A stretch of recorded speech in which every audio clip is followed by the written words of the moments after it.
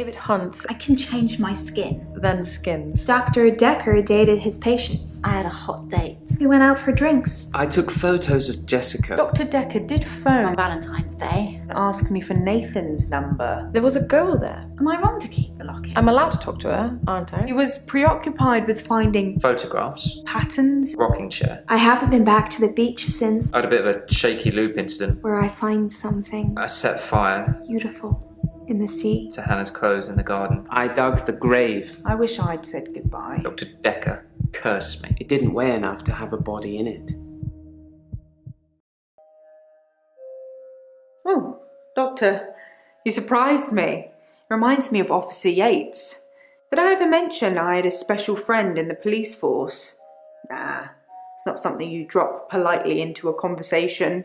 He's been doing some digging and he's found a couple things. There's a crime scene report that goes into all the gory details and another report that's about a patient you're seeing today, Claire. I'll put them both on the desk for you. And thanks for the grief counselling, by the way.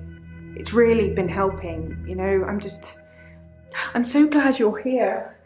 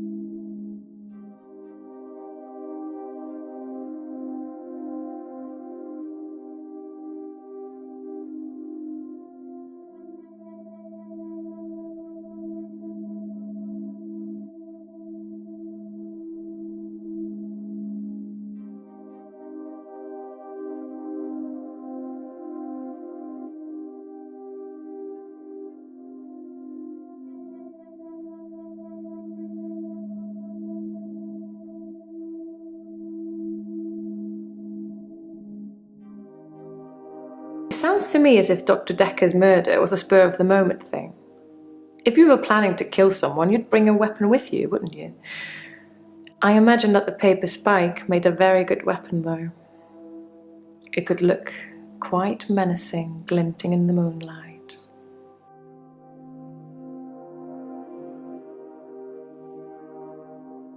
It makes for interesting reading, doesn't it? I can tell you're dying to ask me about it. Fire away. That's what it says. I can see you're confused. The police say that David is dead, fatally wounded when I stabbed him. The coroner says that David is dead. Everyone says that David is dead. There was even a funeral. But I know he's alive. I've been to the lake house regularly, keeping an eye on David. I saw the girl again, the one I told you about. She was playing outside. He's buried at Henley Church. You can go see for yourself. There's even a headstone. One of your other patients was a pallbearer. I never forget her face.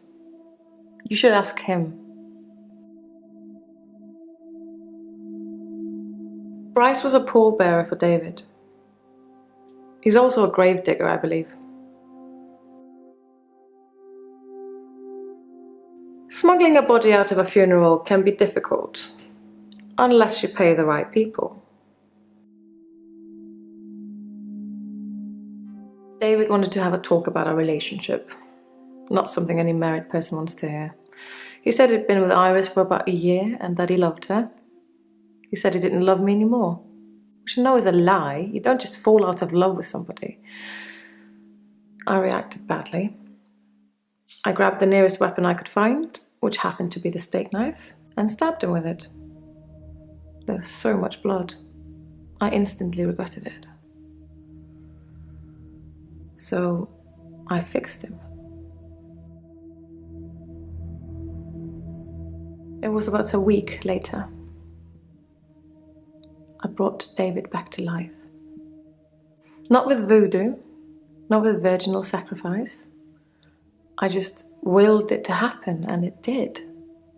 Dr. Dekker told me it was possible, but only if you're not buried. He says once you're in the ground, there's no coming back. But until then, you have a chance at resurrection. Yes, resurrection. But now that I've seen the results, I don't think there's anything holy about it. I think reanimation is more an accurate term. Like, I'm an evil necromancer raising things from the dead.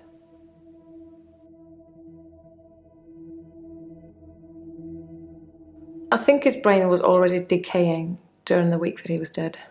Important bits. So when I brought him back to life, I didn't heal him completely. Just gave him life in the state he was in. I mean, he's hunting and killing things and trying to roast them on fires he can only light with matches, but that's about it. He's your basic Neanderthal. So I have a problem. I'm being charged with murder because the police don't know he's still alive, and I can't get David to vouch for me for obvious reasons.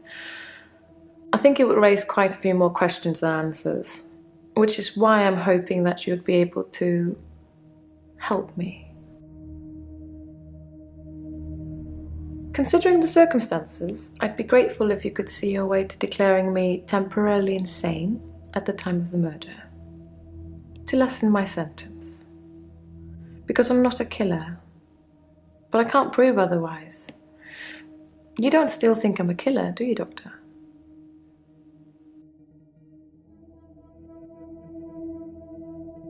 Thank you, Doctor.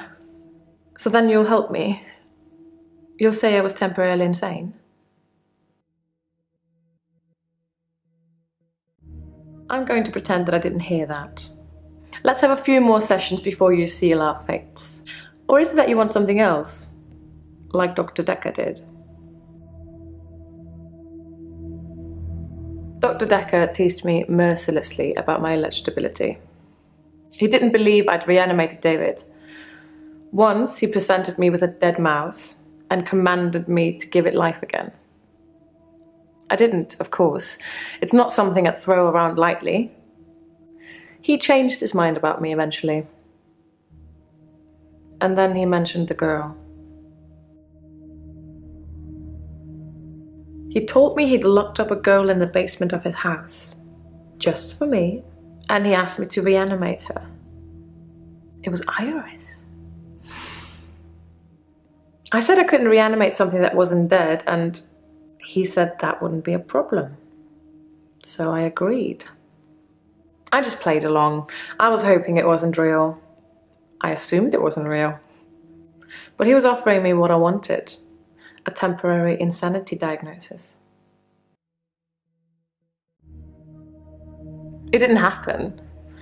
Dr. Dekker called me from his house to cancel. He was furious.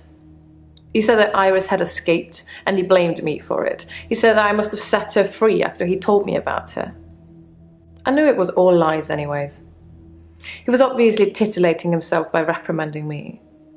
He knew I'd never want to speak to Iris again, so I couldn't prove it either way. Dr. Dekker asked if I could prove David wasn't dead, so I took him to the lake house. He saw that I was telling the truth. I can take you to see him too, if you like. Would you like to see David, Doctor? Very well. In our next session.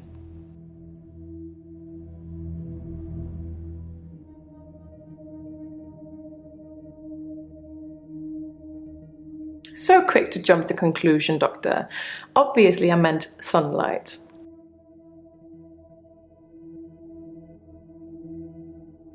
You tell me. What could possibly explain that?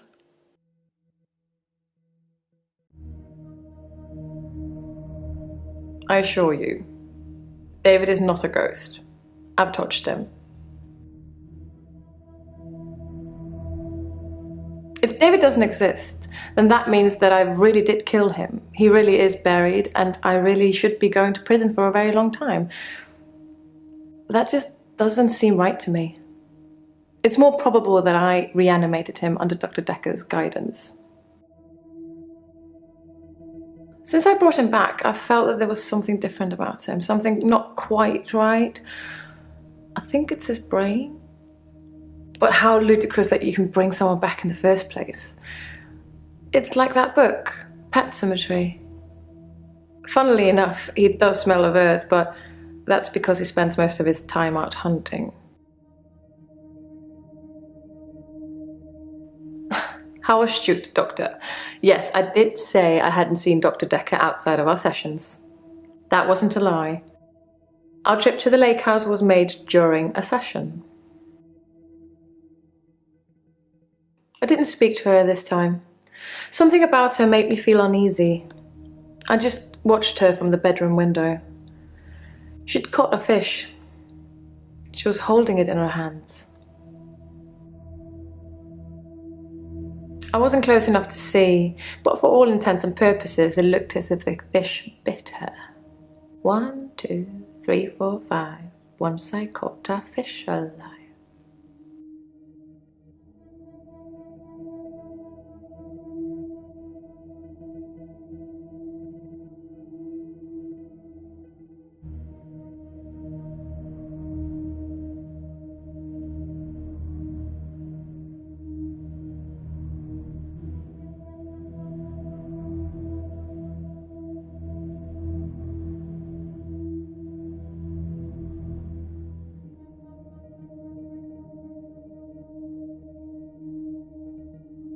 It's a messy business, stabbing someone.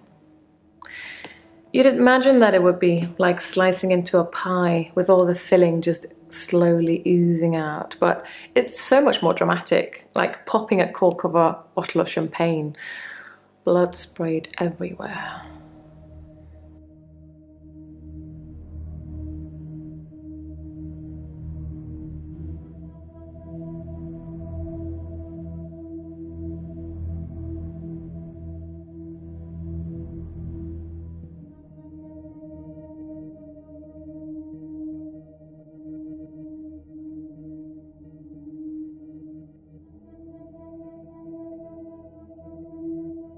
I have a picture of him I took after he came back. I'll bring it in next session.